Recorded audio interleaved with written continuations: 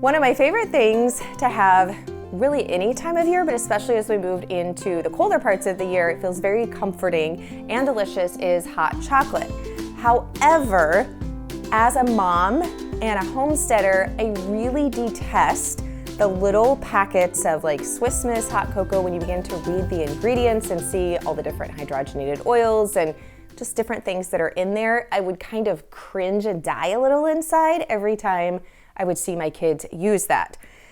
So I have been on a mission to find the perfect homemade hot chocolate and other healthier options that my kids would actually like as well. That seems to be, I don't know about you guys, but as I move into finding more and more better options than a lot of the store-bought options, my kids are the ultimate taste testers, and they do not care if it is healthier for them if it does not taste as good as the original. So I feel like it's this constant push and pull with me wanting them to have the most healthy option possible, and they just want what they think tastes the absolute best. And I keep telling them that their taste buds are going to mature and they will like some of this stuff, but they're not really convinced quite yet. So this is where I have went with my hot cocoa. I've got lots of options for you today, but showing you our absolute favorites that are kid approved and also homestead mom approved.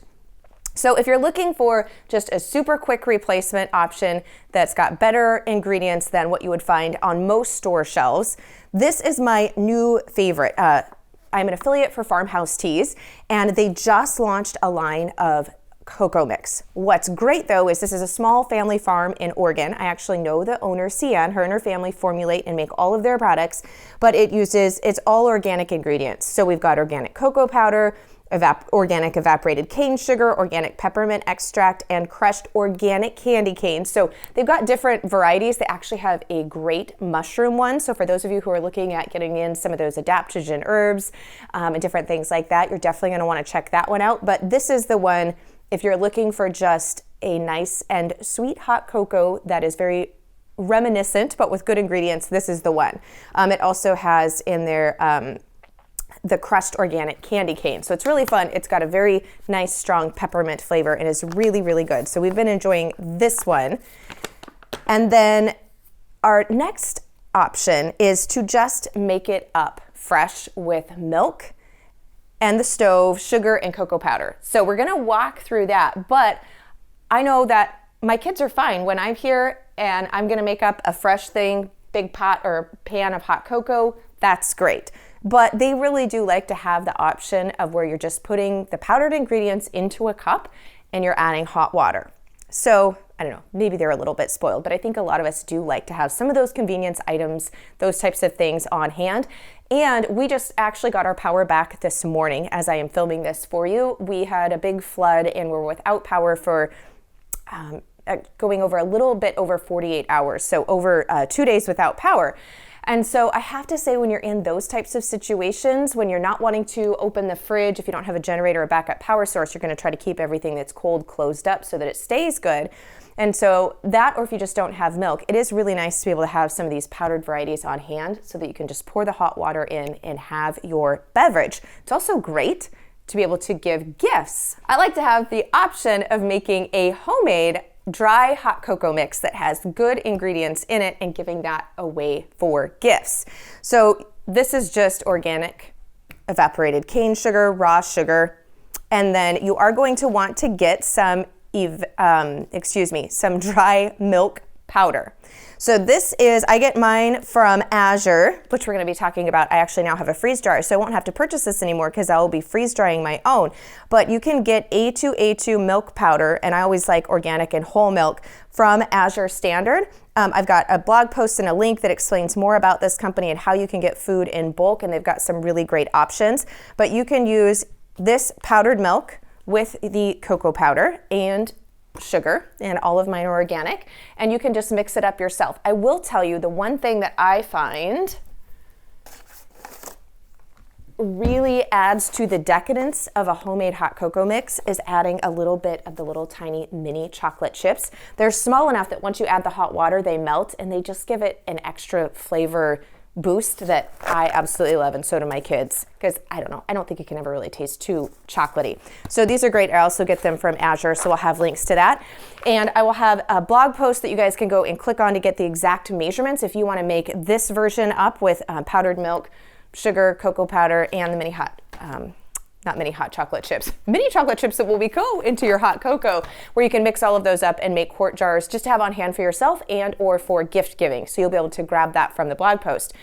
What I'm really excited about though is one, sharing with you my favorite hot cocoa recipe. If you have my book or a copy of the book Handmade, it is on page 245, where you can make this up. This is great to have just on the ready. You can put it in a slow cooker. You can do it in an Instapot. You can just do it on the stove. You can even do it on the wood stove if you wanted to. But this is great to just make up a pot and have on hand if you've got people coming over for Christmas Eve, New Year's Eve party, that type of thing, where you've got a lot of people coming over, or you're gonna go out and have a sledding snowman building type party and come in and everybody wants to have something. This is great for fresh. But you can also, which I'm super excited about, put that into the freeze dryer if you have one, and then you've got a shelf stable. So this is what we were using when the power was out, a shelf stable homemade hot cocoa mix. Because we don't have a dairy source, and if something goes wrong, we can't get to the store, the roads were cut off with from power and passage because of the flood, then I wasn't able to go and get any milk. So I like knowing that I've got some of those dairy products that require milk that are shelf stable. So we're gonna walk through making up a batch of this to put in the freeze dryer, and or if you're just gonna be using it fresh. So I've already added the sugar to the pot, and we will have on the blog post where you can click over and get all of the different printables and links to the resources for this. This is an amount that I'm doing for the freeze dryer, so it's going to be a large amount. So if you have a family of like 12, this would probably be perfect.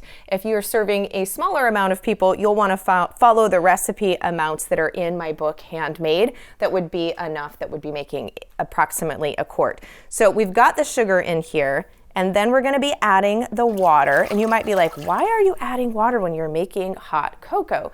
And the reason for that is because your cocoa powder and sugar, we're going to be bringing to a boil. One, we don't want the milk to scorch, but secondly, you're actually going to get your cocoa powder to incorporate better with the water than you are if you just add the milk.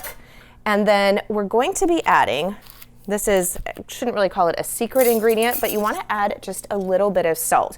So if I'm just doing a small amount, which would just be like a serving size for about 4 or 5 people, it's just a pinch. But because I am doing a much larger amount, I'm going to do a 1/4 teaspoon of salt in here. So we're just going to sprinkle that in. And I really like to use, for something like this, I always use Redmond's Real Salt, which I do have a coupon code that you can get 15% off and order from Redmond's. I typically order a big 10-pound bucket because this is the salt that I use for everything, cooking, baking, but also my fermenting and my canning as well. But I like this one. It's the fine sea salt. When you're baking or doing something like this where we want it to really fully dissolve quickly, then I like to use the fine sea salt. But you definitely want to add a little bit of salt, because a little bit of salt just makes everything taste a little bit sweeter without adding in additional sweeteners. So we're just gonna take the whisk here, and I've just put this on about medium heat. So we're going to bring this to a boil. Now I used, for this huge large batch, I am using 1 cup of sugar. You can add more sugar to taste if you want it, but because I add in at the time, once at serving, I'll add in a little bit of the mini semi-dark chocolate chips, which do have some sugar in them. I try to keep it as low as sugar as possible, but still being tasty for the kids. So depending on what your sweet tooth is like, feel free to add in more sugar if you desire.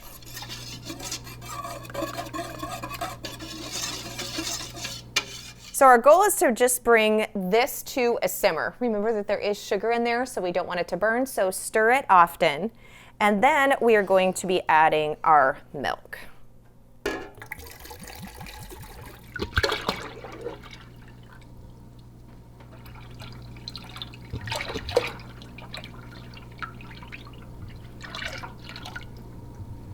So we don't really want to bring the milk to a boil because one, we don't want it to scorch, but you do want to bring it to close to a simmer, get that nice and hot right before serving, so it is in fact hot chocolate. But because this is a batch that I'm going to be taking out to the freeze dryer, I just want to make sure that all of the ingredients are incorporated together here, but I don't really need this to be hot because I'm going to be putting it in the freeze dryer and it's going to be freezing it before it kicks into the drying mode. So it'd be kind of pointless for me to bring this all the way up to hot temperature just to then use the energy to bring it down to freezing. But I will tell you, now this batch I actually am almost out of cream. I didn't have enough cream for it to make a difference, but if you are really loving a decadent cup of hot chocolate, substituting in a couple of cups of cream in place of the milk, takes it to a whole new level. It's completely worth doing. So this is fully incorporated. So I am going to turn off the burner though, and we're going to go and fill the trays. When you're doing liquid with a freeze dryer, big tip, you don't want to fill the trays and then carry them. Put the trays in the machine first. Let's go do it.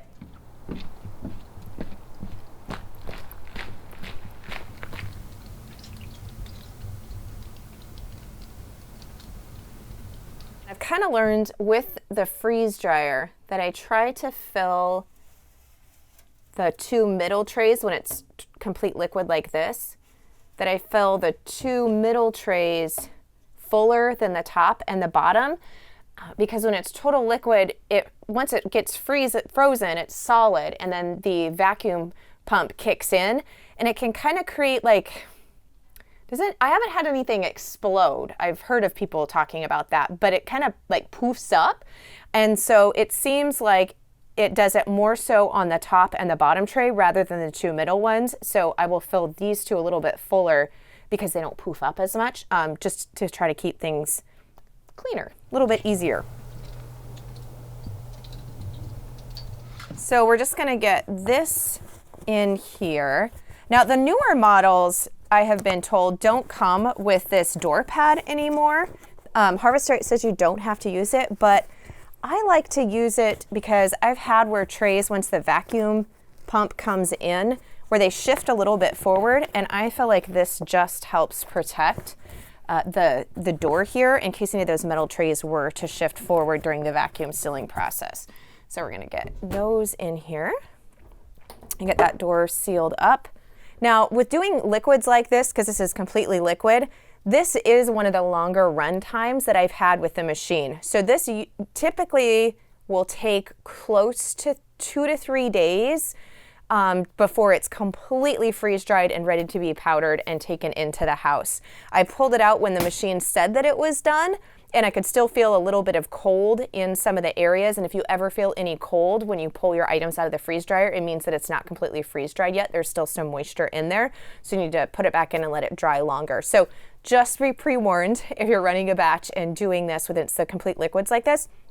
It can take up to 3 days before it's completely done and ready to be on the shelf. So this usually takes it, honestly, I don't even stay in here and pay attention. It usually takes it at least an hour or two to get all the way down to the negative before it then transfers over. So we're just gonna let this do its thing.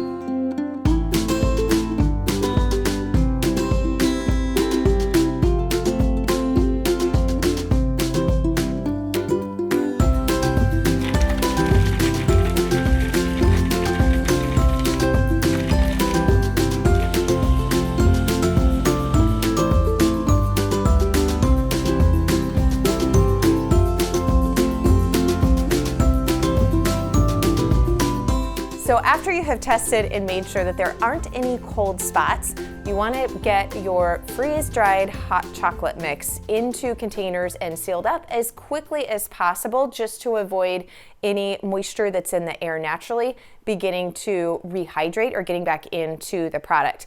Now, in order for it to be a nice consistency, I like to just blitz all of mine right into the food processor. You can use a high-powered blender, either one works, but that way it gets it into a nice uniform powdered form, makes it easier for measuring and then also dissolving and rehydrating when you use it as your hot chocolate mix. So typically when we're buying hot cocoa from the store in packets, it's already pre-measured out for us, and it says just add 8 ounces of hot liquid, usually water and or milk, which this is pretty much milk. We just have a little bit of water in there.